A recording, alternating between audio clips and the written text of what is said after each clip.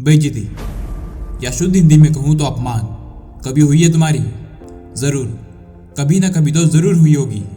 कभी ना कभी तो किसी ने कहा ही होगा, तू तो यहाँ फालतू है, तेरा कोई काम नहीं यहाँ पर, निकल जा यहाँ से, तू हमारे लेवल का ही नहीं है, तेरी औकात ही नहीं है हमारे साथ खड़े रहने की। मैं तुमसे जानना चाहता हूँ कि जब भी तुम्हारी इस तरह से बेइज्जती होती है, जब भी कोई तुम्हें तुम्हारी औकात याद दिलाता है, तब तुम्हारा क्या रिएक्शन होता है? उस वक्त क्या सोच रहे होते हो तुम?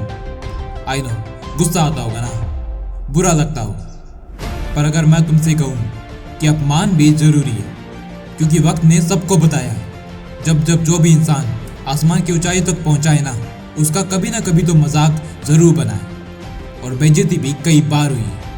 चलो मैं तुम्हें एक बार की बात बता दूँ। बात है 25 साल पहले की, रतन टाटा जी की, जब उन्होंने अपना कार का बिजनेस स्टार्ट किया था। उन्होंने अपनी पहली कार इंडिका को लॉन्च ही किया था। शुरुआत में ही वो फेल हो गई, उनका बिजनेस काफ़ी लॉस में जाने लगा। तब उनके सभी पार्टनर्स ने उन्हें सलाह दी कि कंपनी को फोर्ड को बेच दिया जाए। इस वजह से रतन टाटा जी अमेरिका जाकर फोर्ड के ऑफिसर से मिले। उस वक्त की बातचीत में रतन टाटा जी को यह बोला गया कि अगर किसी चीज़ की समझ ही ना हो तो उसे नहीं करना चाहिए। आपको पैसेंजर व्हीकल की कोई समझ ही नहीं है तो आपने इस लाइन पे कदम ही क्यों रखा?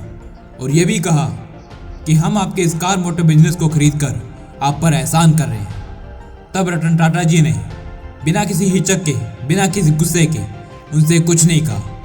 वो अपने अपमान को घोट कर पी गए।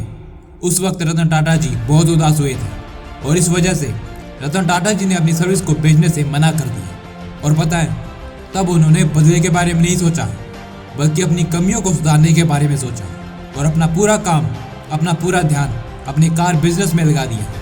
और आपको एक बात तो पता ही होगी कि वक्त सबका आता है, और एक वक्त पर रतन टाटा जी की मेहनत रंग लाई।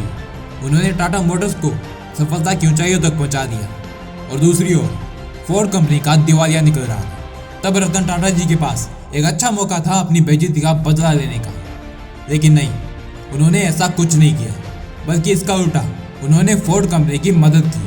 तब रतन टाटा ने जगुआर और लैंड रोवर को $2.5 मिलियन में खरीद लिया। तब उस वक्त के फोर्ड के करंट चेयरमैन ने खुद कहा कि रतन टाटा जी ने हम पर एहसान किया, मैं उनका धन्यवाद देता हूँ। तो देखा, असल में असली इंसान की यही पहचान होती है। अच्छा तो हर कोई बन जाता है, लेकिन महान कोई कोई बन पाता है। इंसर्ट ज़रूरी है, हर किसी की बेइज्जती होती है, लेकिन असली इंसान वही है जो अपने अपमान का बदला अपमान करके नहीं, बल्कि खुद को साबित करके दे। रतन टाटा जी भी अपनी इंसल्ट का बदला ले सकते थे, पर उन्होंने अपना इस पर ध्यान देना सही नहीं समझा। उन्होंने अपनी उस बेइज्जती को मोटिवेशन में चेंज किया और अपनी मेहनत के दम पर सफलता प्राप्त की। तुम भी ऐसे ही बनो। रतन टाटा जी इंस्पिरेशन है भारत के हर लोगों के लिए, इसलिए उनकी तरह बनने की कोशिश करो या खुद अपने दम पर कुछ बन कर दिखाओ। Thanks for watching. जय भोलेनाथ।